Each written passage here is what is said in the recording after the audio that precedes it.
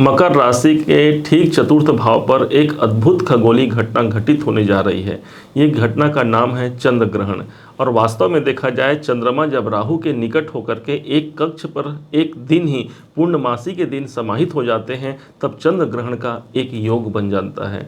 ये जो चंद्र ग्रहण पड़ता है, ये इस बार का जो पड़ा हुआ है, यह मेष राशि और अश्विनी नक्षत्र पर पड़ा हुआ है, जिसका आपके मकर राशि के अनुसार क्या फल होगा, इसे ही हम जानने और समझने वाले हैं। ध्यान दीजिएगा, 28 अक्टूबर सन 2023 की रात्रि ठीक 1:05 पर यह ग्रहण प्रारंभ होगा और 2:23 तक अर्थात 1 घंटे 18 मिनट का यह ग्रहण काल माना गया है। मान्यता है कि जिस समय पर ग्रहण का काल प्रारंभ होता है, उसके ठीक 9 घंटे पहले ही चंद्र ग्रहण की स्थिति में 9 घंटा पूर्व ही ये स्थिति बन जाती है, जिसे माना जाता है सूतक। और चूंकि ये चंद्र ग्रहण भारत में दृश्य व मान्य होगा, इसलिए सूतक काल भी हम पर, हमारे जीवन पर प्रभावी होगी। 4:05 से यदि आप बालक, वृद्ध और रोगी नहीं हैं, तो आपको चाहिए अपने खान पान पर परहेज रखने की आवश्यकता है। उम्मीद है कि आप इस अपने जीवन पर इस ग्रहण के बेहतर परिणाम को ला पाएँ, इसका हम प्रयास करने जा रहे हैं। नाखून, बाल इत्यादि नहीं काटना है। कोई विशेष कहीं पर दूर की यात्रा करनी हो तो आपको, यदि आवश्यक न हो तो उसे त्याग देना भी आपके लिए सफलता और सजगता कारक होगा। अब ये ग्रहण जो लगेगा वो ठीक आपके चतुर्थ भाव पर है। समझते हैं कि क्या स्थिति होने वाली है। चतुर्थ भाव कहीं ना कहीं हमारे सुखों को प्रदर्शित करने वाला स्थान होता है। अब ग्रहण कहाँ लगा है? सुख स्थान पर। तो ये मानिए कहीं हमें कोई सुख या शांति में कोई बाधा उत्पन्न हो सकती है। इसके लिए आपको सजग रहना है, तैयार रहना है। दूसरी तरफ यही मानिए कि हमारा प्रॉपर्टी का स्थान होता है, इसलिए भूमि, भवन, वाहन संबंधित यदि आप कार्य करते हैं तो आपके लिए अनुकूल नहीं होगा। अन्यथा कोई प्रॉपर्टी में पहले से विवाद चल रहा है, उसके लिए भी हमें सजग रहने की आवश्यकता होगी। हमारी माता का स्थान भी यही होता है, अर्थात मातृपक्ष से भी असंतोष की यहाँ पर संभावना काफ़ी बढ़ जाती है। अब ये होता है भाई कि ये चंद्रमा आपके कौन हैं? तो ये चंद्रमा आपके सप्तमाधिपति हैं, इसलिए कैरियर, व्यापार के दृष्टिकोण से भी आपको सजग रहने की आवश्यकता है, ध्यान ज़्यादा केंद्रित करने की आवश्यकता है, अन्यथा कोई कमी यहाँ पर देखने को मिल सकती है। कब तक रहेगा इसका प्रभाव? तो ध्यान रखिएगा, ये प्रभाव कोई बहुत लंबे समय तक नहीं रहेगा, परंतु हाँ 7 दिनों तक इसका प्रभाव जरूर रहेगा। तो अब क्या इन 7 दिनों में या इस ग्रहण के समय पर कुछ ऐसा उपाय किया जाए जिससे हमारा जीवन बेहतर हो सके, जिससे जो अशांति व्याप्त करेंगे हमारे चतुर्थ भाव पर आकर के ये चंद्र ग्रहण योग, इसका दुष्प्रभाव हम पर न पड़ पाए, इसके लिए हम क्या कर सकते हैं? शास्त्रों में माना गया है कि चंद्र ग्रहण का जो समय होता है वो बहुत अनुकूल होता है। अनुकूल होने का मतलब मंत्र साधना, जाप ताप, पूजा पाठ, अर्चना, अनुष्ठान, होम हवन इत्यादि सबके लिए ये बहुत अनुकूल माना गया है। तो यदि आप इस समय पर जाग सकते हैं 1:22 से 2:23 के मध्य रात्रि में, तो उस समय पर आपको स्नान क्रिया इत्यादि से निवृत्त होकर के, गंगा जल का छिड़काव पहले से कर देंगे आप जल में, स्नान क्रिया से निवृत्त होकर के शुद्ध वस्त्र पहन करके आपको एक आसन बिछा करके बैठ जाना है और जाप कीजिए।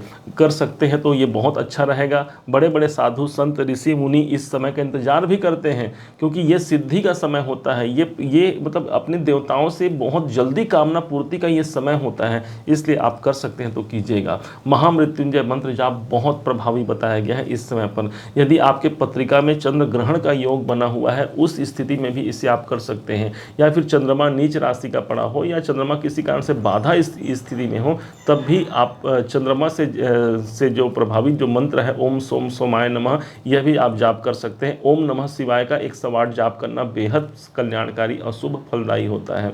गुरु मंत्र यदि आपने लिया है, तो गुरु दीक्षा लिया है, तो गुरु मंत्रों का जाप बहुत कई सहस्त्र और करोड़ों गुना विशेष महत्वपूर्ण और शुभ फलदायी इस समय पर बताया गया है।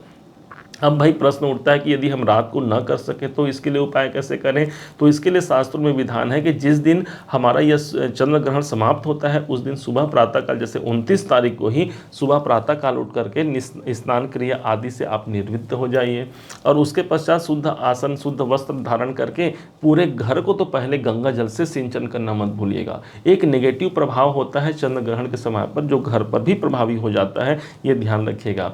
और गंगा जल का छिड़काव करें, धूप दीप इत्यादि से पूरे घर पर यहाँ वातावरण को शुद्ध कीजिए। यदि घर में घंटी है तो घंटी बजाइए, और शंख है तो शंख की ध्वनि भी बहुत अनुकूल मानी गई है इस जो दूसरे दिन का जो समय होगा इसके लिए। जो हाँ, विशेष तौर पर आपको ध्यान रखना है, जब सूतक लगेगा उसके पहले ही जो आपके घर में जो खाद्य पदार्थ हैं उस पर कुछ कुसा रख दें।